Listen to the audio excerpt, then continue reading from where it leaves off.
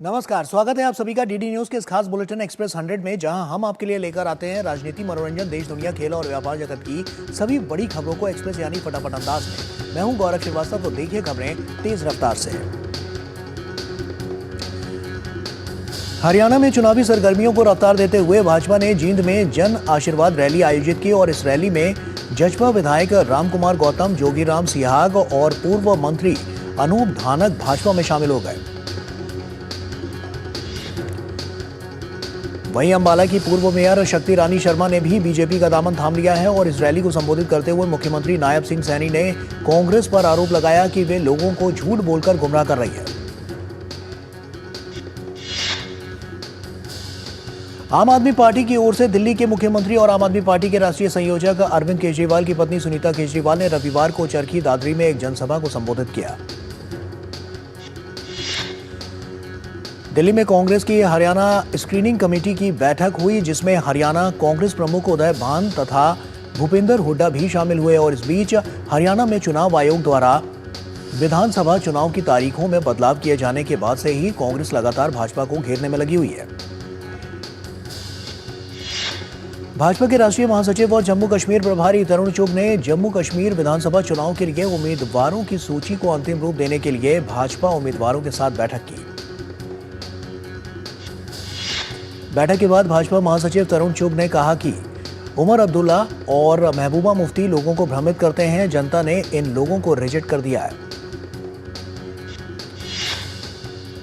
महाराष्ट्र में विधानसभा चुनाव करीब है और इस बीच महाविकास आघाड़ी छत्रपति शिवाजी महाराज की मूर्ति को सियासी मुद्दा बनाते हुए महाराष्ट्र सरकार के खिलाफ विरोध प्रदर्शन किया। जवाब में महायुति गठबंधन ने महाविकास आघाड़ी के खिलाफ विरोध प्रदर्शन किया। मुख्यमंत्री एकनाथ शिंदे ने विपक्ष पर हमला बोलते हुए कहा कि चुनाव में हार को देखते हुए वे छत्रपति शिवाजी महाराज के नाम पर राजनीति कर रहे हैं। महाराष्ट्र के उप मुख्यमंत्री देवेंद्र फडणवीस ने विपक्ष के मार्च को विशुद्ध रूप से राजनीतिक बताया। उन्होंने कहा कि कांग्रेस और उसकी सहयोगी पार्टियों ने कभी छत्रपति शिवाजी महाराज का सम्मान नहीं किया। उधर छत्रपति शिवाजी महाराज की मूर्ति गिरने के विरोध में महाविकास आघाड़ी ने दक्षिण मुंबई के हुतात्मा चौक से गेटवे ऑफ इंडिया तक एक मार्च निकाला। रेल मंत्री अश्विनी वैष्णव ने बीईएमएल बेंगलुरु में मानक और ब्रॉड गेज रोलिंग स्टॉक विनिर्माण सुविधा के लिए नए हैंगर की आधारशिला रखी और उन्होंने वंदे भारत स्लीपर ट्रेन का निरीक्षण भी किया। रेल मंत्री अश्विनी वैष्णव ने बेंगलुरु स्थित रेल प्रशिक्षण केंद्र जाकर जायजा लिया और रेलवे कर्मचारियों से बातचीत की। पश्चिम बंगाल के आरजीकर अस्पताल के डॉक्टर के साथ दुष्कर्म और हत्या के बाद 2 अन्य अस्पताल में यौन उत्पीड़न के मामले सामने आने से लोगों में गुस्सा और बढ़ गया। पहला मामला हावड़ा के एक अस्पताल में है, जहां एक कर्मचारी पर 14 वर्षीय लड़की के साथ छेड़छाड़ की कोशिश करने का आरोप लगा। वहीं मामला सामने आने के बाद एफआईआर दर्ज कर आरोपी को गिरफ्तार कर लिया गया। हावड़ा के अस्पताल में ये लड़की इसी अस्पताल में भर्ती थी और सिटी स्कैन के लिए ले जाया जा रही थी, तो वहां काम करने वाले एक लड़के ने अभद्र व्यवहार किया। भाजपा ने घटना के खिलाफ विरोध प्रदर्शन किया और अस्पताल अधीक्षक के इस्तीफे की मांग की। उधर बीरभूम जिले के एक सरकारी अस्पताल में ड्यूटी पर मौजूद नर्स के साथ भी कथित छेड़छाड़ का मामला सामने आया है। यहां नर्स ने मरीज पर गलत तरीके से छूने का आरोप लगाया। इन घटनाओं के सामने आने के बाद अब बीजेपी ने ममता सरकार पर जोरदार हमला बोल दिया है और कहा है कि टीएमसी के राज में महिलाएं सुरक्षित नहीं है। इस बीच आरजीकर मेडिकल कॉलेज एवं अस्पताल बलात्कार हत्या मामले की पीड़िता को न्याय दिलाने के लिए भाजपा का 7 दिवसीय धरना जारी है। स्थानीय लोगों ने कोलकाता के कॉलेज स्क्वायर में विरोध प्रदर्शन किया। दिल्ली विधानसभा चुनाव से पहले बीजेपी सांसदों ने मोर्चा खोल दिया है। दिल्ली भाजपा के अध्यक्ष वीरेंद्र सचदेवा, बीजेपी सांसद बांसुरी स्वराज और रामवीर सिंह बिधूड़ी ने जन आक्रोश रैली निकाली। दिल्ली भाजपा अध्यक्ष वीरेंद्र सचदेवा ने दिल्ली के प्रीत विहार में जन आक्रोश रैली निकालकर केजरीवाल सरकार के खिलाफ प्रदर्शन किया। उन्होंने कहा कि भाजपा के कार्यकर्ता दिल्ली सरकार के खोखले दावों की हवा निकालने निकले हैं। भाजपा का दावा है कि अरविंद केजरीवाल की सरकार ने राशन कार्ड बनाने का कार्य बंद कर दिया है, जबकि मोदी सरकार द्वारा देश भर के 80 करोड़ लोगों को मुफ्त में राशन मिल रहा है, लेकिन दिल्ली में 72 लाख राशन कार्ड धारियों को लाभ नहीं मिल रहा। इसके अलावा दिल्ली में ओल्ड एज पेंशन योजनाएं भी बंद हैं और आयुष्मान भारत योजना के तहत मुफ्त इलाज की सुविधा भी दिल्ली में लागू नहीं की गई है। उत्तर प्रदेश के मुख्यमंत्री योगी आदित्यनाथ ने वाराणसी में भाजपा सदस्यता अभियान को संबोधित करते हुए कहा कि कोई जाति, कोई वर्ग, कोई धर्म, कोई मजहब या भाषा देश से बड़ी नहीं हो सकती। उन्होंने कहा कि सामाजिक ताने बाने को नष्ट करने वाले आज नकाब पहनकर फिर से देश को गुमराह कर रहे हैं। जो लोग सामाजिक न्याय के लिए समर्पित महापुरुषों का अपमान करते थे, वे आज वोट के लिए उनकी आरती उतार रहे हैं। उत्तर प्रदेश के मुख्यमंत्री योगी आदित्यनाथ ने समाजवादी पार्टी और कांग्रेस पर भी हमला बोला। उन्होंने कहा कि कांग्रेस हो या समाजवादी पार्टी ने देश की कीमत पर राजनीति की और हम देश के लिए राजनीति करते हैं, यही फर्क है। बिहार में आरजेडी ने जाति जनगणना और आरक्षण के मुद्दे पर राज्यव्यापी प्रदर्शन किया। नेता प्रतिपक्ष तेजस्वी यादव पटना में पार्टी के कार्यकर्ताओं के साथ धरने पर शामिल हुए। उन्होंने कहा कि ये राजनीतिक नहीं बल्कि सामाजिक मुद्दा है। तेजस्वी ने मुख्यमंत्री नीतीश कुमार पर हमला बोलते हुए कहा कि उन्हें ये बताना चाहिए कि केंद्र सरकार 9वीं अनुसूची में आरक्षण क्यों नहीं डाल रही है। तेजस्वी पर पलटवार करते हुए उन पर राजनीति करने का आरोप लगाया गया और वहीं जेडीयू ने कहा है कि बिहार देश भर में इकलौता ऐसा राज्य है जहां पर नीतीश कुमार ने जातीय जनगणना करवाई है। भाजपा ने आरजेडी पर जनता को गुमराह करने का आरोप लगाया। केंद्रीय मंत्री गिरिराज सिंह ने आरजेडी आरक्षण को लेकर सिर्फ ढोंग कर रही है। इस बीच श्याम रजक आरजेडी का साथ छोड़ जेडीयू में शामिल हो गए हैं। 2020 में श्याम रजक जेडीयू से आरजेडी में चले गए थे। राष्ट्रपति द्रौपदी मुर्मू ने नई दिल्ली के भारत मंडपम में आयोजित राष्ट्रीय जिला न्यायपालिका सम्मेलन के समापन समारोह में शिरकत की और इस कार्यक्रम में भारत के मुख्य न्यायाधीश न्यायमूर्ति DY चंद्रचूड़ और केंद्रीय कानून एवं न्याय राज्य मंत्री अर्जुन राम मेघवाल भी शामिल हुए। राष्ट्रपति द्रौपदी मुर्मू ने भारत मंडपम में आयोजित कार्यक्रम के दौरान उच्चतम न्यायालय का ध्वज और प्रतीक चिन्ह भी जारी किया और इस दौरान राष्ट्रपति ने सम्मेलन को संबोधित करते हुए लंबित मुकदमों का जल्द समाधान निकालने पर भी जोर दिया। राष्ट्रपति द्रौपदी मुर्मू ने देश की न्यायपालिका में महिलाओं की भागीदारी के बढ़ने पर वहां पर खुशी जताई और उन्होंने कहा कि न्याय से संबंधित मुद्दों के समाधान को मिलकर निकालने की जरूरत है। सम्मेलन में भारत के मुख्य न्यायाधीश डॉक्टर न्यायमूर्ति DY चंद्रचूड़ ने कहा है कि लंबित मामलों के प्रबंधन के लिए काम करने वाली समिति ने मामलों को निपटाने के लिए एक कार्य योजना बनाई है। उपराष्ट्रपति जगदीप धनखड़ उत्तराखंड के ऋषिकेश में स्थित एम्स में पहुंचे और छात्रों एवं संकाय सदस्यों से मुलाकात की। उन्होंने कोलकाता के आरजी हॉस्पिटल में महिला डॉक्टर के साथ हुए दुष्कर्म हत्या की कड़ी निंदा की। भाजपा के राष्ट्रीय अध्यक्ष JP नड्डा ने केरल के पालक्काड में बुद्धिजीवी वर्ग से मुलाकात की और इनमें वकील और अध्यापकों के साथ साथ समाज के विभिन्न वर्गों के गणमान्य लोग भी शामिल हैं। JP नड्डा ने कहा कि प्रधानमंत्री नरेंद्र मोदी के आने के बाद विकास की राजनीति की शुरुआत हुई। उन्होंने वर्ष 2047 तक राष्ट्र को विकसित देश बनाने के लक्ष्य के प्रति प्रतिबद्धता दोहराई। केंद्रीय श्रम एवं रोजगार मंत्री डॉक्टर मनसुख मांडविया नई दिल्ली में समीक्षा बैठक की अध्यक्षता करते हुए घोषणा की कि भारत सरकार गिग और प्लेटफॉर्म श्रमिकों को सामाजिक सुरक्षा का लाभ प्रदान करने के लिए प्रतिबद्ध है। जनता दल यूनाइटेड ने राजीव रंजन प्रसाद को राष्ट्रीय प्रवक्ता बनाया है। जनता दल यूनाइटेड के अध्यक्ष और बिहार के मुख्यमंत्री नीतीश कुमार ने यह नियुक्ति की है। NCERT के 64वें स्थापना दिवस पर नई दिल्ली में एक कार्यक्रम का आयोजन किया गया। कार्यक्रम में केंद्रीय शिक्षा राज्य मंत्री जयंत चौधरी मुख्य अतिथि के तौर पर शामिल हुए। जम्मू कश्मीर विधानसभा चुनाव के पहले चरण के लिए कांग्रेस ने अपने 40 स्टार प्रचारकों की लिस्ट जारी कर दी है। उत्तर प्रदेश के मुख्यमंत्री योगी आदित्यनाथ ने वाराणसी में भारतीय जनता युवा मोर्चा का 1 दिवसीय कार्यशाला में हिस्सा लिया। उन्होंने कहा कि अगले 2 वर्षों में राज्य सरकार 1 लाख पुलिस भर्ती सहित 2 लाख सरकारी नौकरी देने जा रही है। उत्तर प्रदेश के आजमगढ़ में ATS ने बड़ी कार्रवाई करते हुए नागरिक पंजीकरण प्रणाली पोर्टल पर फर्जी जन्म और मृत्यु प्रमाण पत्र बनाने वाले एक गिरोह के 3 सदस्यों को गिरफ्तार किया है। उत्तर प्रदेश में रामपुर वन विभाग द्वारा मोहम्मद अली जौहर विश्वविद्यालय के पास तेंदुए को पकड़ लिया गया है। वहीं हापुड़ के गांव नवादा में तेंदुआ दिखने के बाद से गांव में दहशत बनी हुई है। उत्तर प्रदेश के बहराइच में भेड़ियों का खौफ कम नहीं हो रहा है। बहराइच में भेड़ियों द्वारा 8 लोगों को मारे जाने के बाद वन विभाग की टीम ने अब तक 4 भेड़ियों को पकड़ लिया है। उत्तर प्रदेश के आगरा में पुलिस द्वारा महिला सशक्तिकरण और जागरूकता अभियान का लगातार आयोजन किया जा रहा है। ताजमहल के पार्श्व में चुप्पी तोड़े खुलकर बोले विषय पर महिलाओं के लिए एक कार्यशाला का आयोजन किया गया। उत्तराखंड के खटीमा में मुख्यमंत्री पुष्कर सिंह धामी ने कहा कि जाति आधार पर भेदभाव को समाप्त करने और अंतरजातीय विवाह को प्रोत्साहित करने के लिए सरकार 50,000 की प्रोत्साहन राशि दे रही है। बिहार के बेगूसराय के बलिया में भाजपा सांसद और केंद्रीय मंत्री गिरिराज सिंह पर हमला करने वाले आरोपी को हिरासत में ले लिया गया है। पुलिस ने मामले की जांच शुरू कर दी है।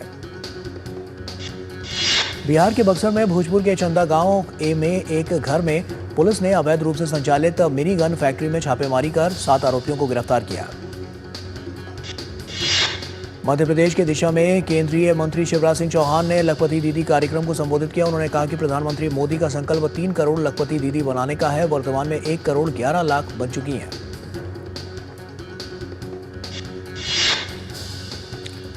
और वक्त यहां पर एक छोटे से ब्रेक का है, जल्द हाजिर होते हैं।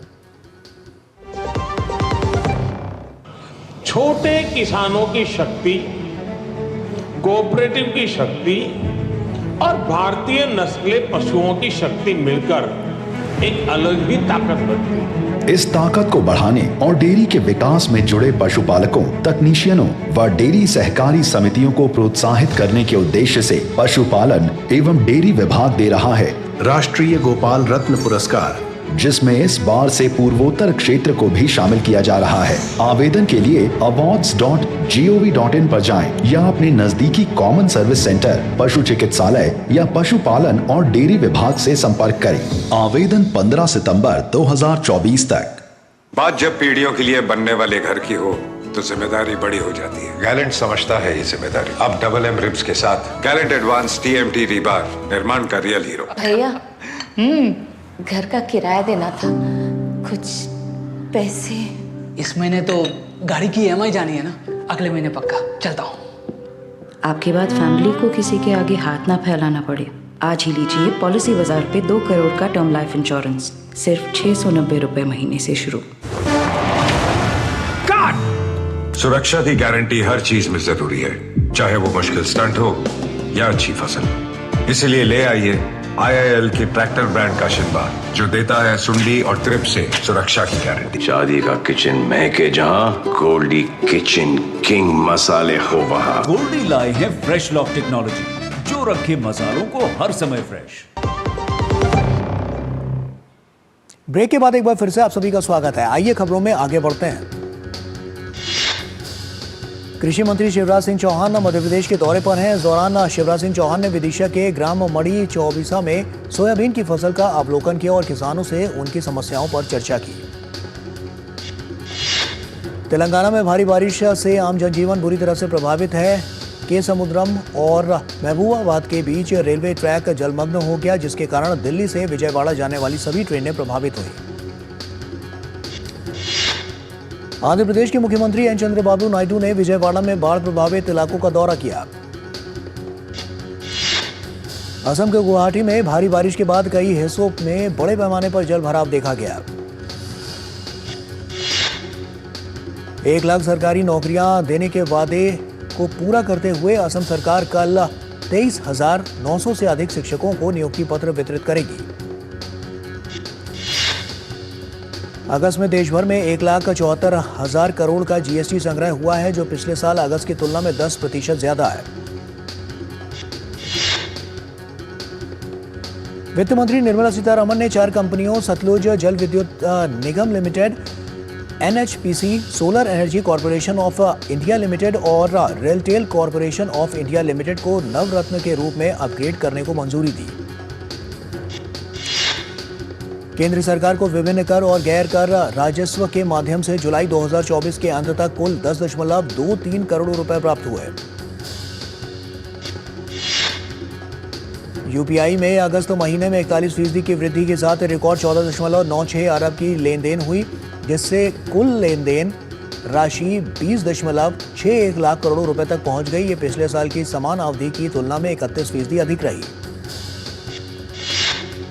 अब एक ही यूपीआई अकाउंट से 5 लोग कर सकते हैं भुगतान। अब भारतीय रिजर्व बैंक ने UPI circle delegated payment service मुहैया कराई है, जिसे national payment corporation of India ने लॉन्च किया है।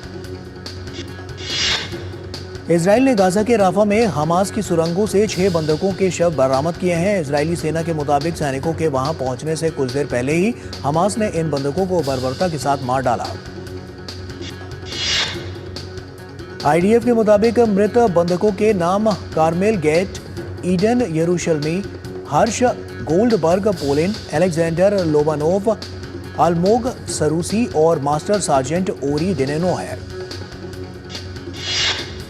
मृतक बंधकों में से एक गोल्डबर्ग पोलिन अमेरिकी नागरिक हैं। उनकी मौत पर अमेरिकी राष्ट्रपति जो बाइडेन ने कहा कि इससे वे हताश और क्रोधित हैं। हमास ने इजराइल के कुल 251 नागरिकों को बंधक बनाया था। इनमें से 97 भी हमास में हैं और 109 से ज्यादा पिछले साल नवंबर में हुए सीज फायर में रिहा कर दिए गए थे। इजरायली प्रधानमंत्री बेंजामिन नेतन्याहू ने कहा है कि ये वक्त इजराइल के लिए आराम का नहीं है। उन्होंने कहा कि इजराइल तब तक चैन से नहीं बैठेगा जब तक कि वो बंधकों की मौत के लिए जिम्मेदार लोगों को पकड़ नहीं लेता। इजरायली प्रधानमंत्री बेंजामिन नेतन्याहू ने कहा है कि जिन लोगों ने बंधकों की हत्या की है वे नहीं चाहते कि सीज फायर और बंधक रिहाई से संबंधित समझौता हो। नेतन्याहू ने अपने बयान में कहा है कि उनकी सरकार युद्ध विराम समझौते के लिए प्रतिबद्ध है। उन्होंने समझौता न होने का आरोप हमास पर लगाया। उधर इजराइल पिछले 5 दिनों से वेस्ट बैंक में हमास के खिलाफ भीषण ऑपरेशन चला रखा है। तुलकार्म और जेनी शहर में इजरायली सेना की रेड में अब तक 17 फिलिस्तीनियों की मौत हो चुकी है। वेस्ट बैंक की जा रही कार्रवाई इजराइल का सबसे बड़ा मिलिट्री ऑपरेशन है। वेस्ट बैंक की सड़कों पर बख्तरबंद गाड़ियां तैनात हैं। इजरायली प्रशासन के मुताबिक कब्जे वाले वेस्ट बैंक के हेब्रोन शहर के पास पुलिसकर्मियों की गाड़ी पर हुए हमले में 3 पुलिसकर्मियों की मौत हो गई है। हमले में मारे गए पुलिसकर्मियों में 2 पुरुष और 1 महिला शामिल है। यूक्रेन ने रूस के खिलाफ सीमावर्ती इलाकों और राजधानी मॉस्को में बड़े पैमाने पर ड्रोन हमले करने का दावा किया है। हालांकि मॉस्को ने इनमें से अधिकतर ड्रोन को नष्ट करने की बात कही है। रूसी अधिकारियों के मुताबिक ब्रॉन्स और वोरोनिश इलाके के ऊपर उड़ान भर रहे करीब 40 ड्रोन नष्ट कर दिए गए हैं। उन्होंने केवल 2 फ्यूल स्टेशनों और एक इमारत को ही नुकसान पहुंचाने की पुष्टि की।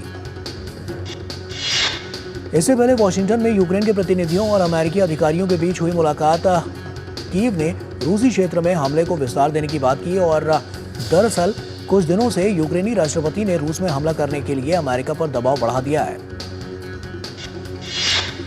रूस के सुदूर पूर्व में लापता हेलीकॉप्टर पर सवार 22 में से 17 लोग के जो शव हैं वो बरामद कर लिए गए हैं। रूसी अधिकारियों ने कहा है कि हेलीकॉप्टर के मलबे का भी पता लगा लिया गया है। रूस के आपातकालीन मंत्रालय ने कहा है कि 17 लोगों के शव पाए गए हैं और बचावकर्मी शेष लोगों की तलाश में जुटे हुए हैं। आपातकालीन मंत्रालय के मुताबिक हेलीकॉप्टर में सवार सभी लोगों की मौत हो जाने की आशंका है। अमेरिकी राष्ट्रपति चुनाव प्रचार के दौरान डेमोक्रेटिक और रिपब्लिकन पार्टी की बीच जुबानी जंग जारी है। पूर्व अमेरिकी राष्ट्रपति डोनाल्ड ट्रंप के नेशनल सेमेट्री जाने पर मौजूदा उपराष्ट्रपति और डेमोक्रेटिक पार्टी के उम्मीदवार कमला हैरिस ने निशाना साधा। उन्होंने सैनिकों की कब्र पर राजनीति के लिए पूर्व राष्ट्रपति ट्रंप को आड़े हाथों लिया। उन्होंने ट्रंप के नेशनल सेमेट्री जाने को राजनीतिक स्टंट करार दिया। दरअसल पूर्व अमेरिकी राष्ट्रपति डोनाल्ड ट्रंप ने हाल ही में चुनाव प्रचार के दौरान राष्ट्रीय कब्रिस्तान यानी नेशनल सेमेट्री में 2021 में अफगानिस्तान में मारे गए अमेरिकी सैनिकों के सम्मान में आयोजित श्रद्धांजलि समारोह में भाग लिया था।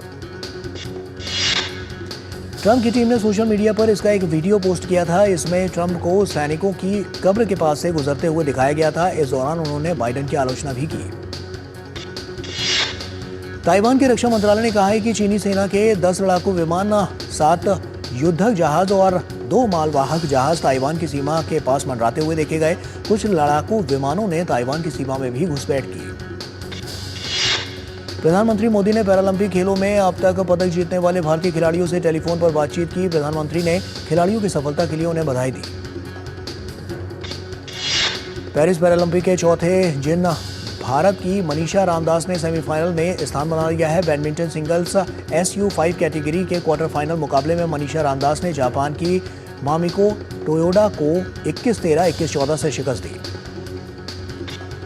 पेरिस पैरालंपिक में भारतीय खिलाड़ी नीतीश कुमार जापान के डाइसुकी फुजीहारा को 21-16, 21-12 से हराकर फाइनल में पहुंच गए हैं। नीतीश अब फाइनल में सोमवार को ब्रिटेन के डैनियल बेथेल से मुकाबला खेलेंगे।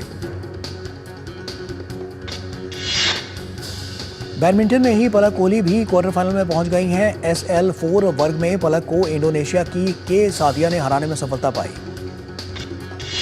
पैरा निशानेबाज Avani Lekhara 10 metre air rifle prone SH1 के मिश्रित वर्ग के फाइनल में स्थान बनाने से चूकी। दूसरी विश्व अधीर निशानेबाजी चैंपियनशिप 2024 में शानदार शुरुआत करते हुए प्रतियोगिता के पहले दिन भारत ने 1 स्वर्ण, 2 रजत और 1 कांस्य पदक हासिल किया। North east United football club ने गत चैंपियन मोहन बगान सुपर जायंट को पेनल्टी शूटआउट में 4-3 से हराकर खिताब को अपने नाम किया। साल के चौथे ग्रैंड स्लैम US ओपन के इटली के यानिक सिनर तीसरे दौर के मैच में जीत के साथ ही प्री क्वार्टर फाइनल में पहुंच गए हैं। सिनर ने ऑस्ट्रेलियाई खिलाड़ी क्रिस्टोफर को 6-1, 6-4, 6-2 के अंतर से हराया। वहीं एक अन्य मैच में जीत के साथ ऑस्ट्रेलिया के जॉर्डन थॉमसन अंतिम 16 में पहुंच गए हैं। थॉमसन ने तीसरे राउंड में इटली के मटेउ अनार्दली को हराया। जर्मनी के अलेक्जेंडर ज़ेवरेव US ओपन के प्री क्वार्टर फाइनल में पहुंच गए हैं। प्रतियोगिता के तीसरे राउंड में ज़ेवरेव ने अर्जेंटीना के खिलाड़ी को हराया। नॉर्वे के 25 वर्षीय कैस्पर रूड ने तीसरे पुरुष एकल के तीसरे दौर में चीनी खिलाड़ी को हराकर प्री क्वार्टर फाइनल में प्रवेश कर लिया। रूड ने 6-7, 3-6, 6-0, 6-3, 6-1 के अंतर से जीत हासिल की। अमेरिका के टेलर फ्रिट्ज अपने जीत के सिलसिले को जारी रखते हुए अंतिम 16 में स्थान बनाने में सफल रहे हैं। प्रतियोगिता के तीसरे दौर में फ्रिट्ज ने अर्जेंटीना के फ्रांसिस्को को 6-3, 6-4, 6-2 के अंतर से हराकर प्री क्वार्टर फाइनल में जगह बनाई। रूस के आंद्रे रूबलेव ने US ओपन के पुरुष वर्ग के प्री क्वार्टर फाइनल में प्रवेश कर लिया है। रूबलेव ने तीसरे राउंड में चेक खिलाड़ी जीरी को हराकर अंतिम 16 में जगह बनाई। वहीं US ओपन के महिला वर्ग में पोलैंड की स्टार खिलाड़ी इगा स्वांतेक ने जीत के सिलसिले को जारी रखते हुए प्री क्वार्टर फाइनल में प्रवेश कर लिया। तीसरे दौर में स्वांतेक ने रूस के अनास्तासिया को 6-4, 6-2 के अंतर से हराया। अमेरिका की जेसिका पेगुला ने US ओपन के प्री क्वार्टर फाइनल में जगह बना ली है। तीसरे दौर में पेगुला ने स्पेन के खिलाड़ी को 6-3, 6-3 के आसान अंतर से हराया।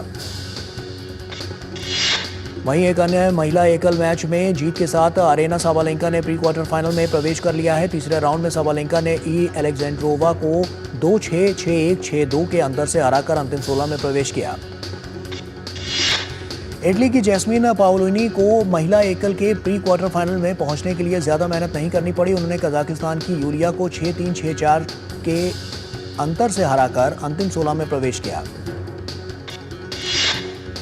स्त्री 2 के टोटल कलेक्शन की बात करें तो भारत में फिल्म ने अब तक कुल 478 करोड़ से ज्यादा का बिजनेस कर लिया है और इसी के साथ फिल्म अब 500 करोड़ के क्लब में एंट्री लेने के बेहद करीब आ गई है। हिट ट्रैक बी फेथफुल और इट टैक्स स्कूप के लिए मशहूर रैपर फैटमैन स्कूप ने 53 साल की उम्र में अलविदा कह दिया। इस दुखद खबर को उनके परिजनों ने साझा किया। दिग्गज फिल्म निर्माता सुधीर मिश्रा ने 3 दशक से अधिक समय के बाद सीरीज तनाव के दूसरे सीजन के लिए सोनी राजदान के साथ फिर से काम कर रहा है।